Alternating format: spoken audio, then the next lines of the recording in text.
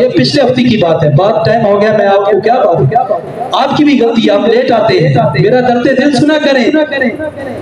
میں کیا کہنا چاہتا ہوں، یہ پچھلے ہفتے کی بات ہے، حضرت عثمان کی گستاخی کی گئی۔ اسے نہیں پتا عثمان کون ہے، پیغمبر کے دور داماد ہے۔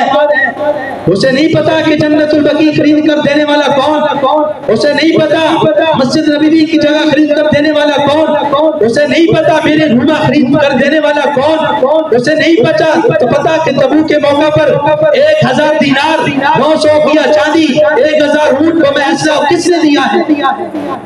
ارے ساری باتیں ایک سائڈ پر رکھ دو، حضرت عثمان کی ایک فضیلت رب کعبہ کی قسم قیامت کی صبح تک نہیں پہنچ سکتا میرے پیغمبر کی 2 بیٹیاں عثمان کے نکاح میں، لیکن آج وہ گستاخی کر رہا ہے۔ اسی حدیث میں فرمایا، یہ جو 15 باتیں فرمایا کہ اس امت کے آخری لوگ پہلے لوگوں پر لعنت کریں گے، اسی حدیث میں فرمایا، حوالے کا میں ذمہ دار ہوں۔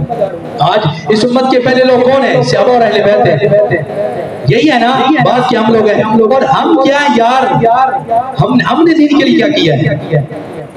میں نے اپنی اولاد کیا کیا ہے؟ میں نے کیا کیا ہے؟ اور جنہوں نے سب کچھ کیا ہے، اتنی لمبی زبانیں نکالی جاتی ہیں ان اصحاب پیغمبر کے خلاف، یہی ہم روتے ہیں۔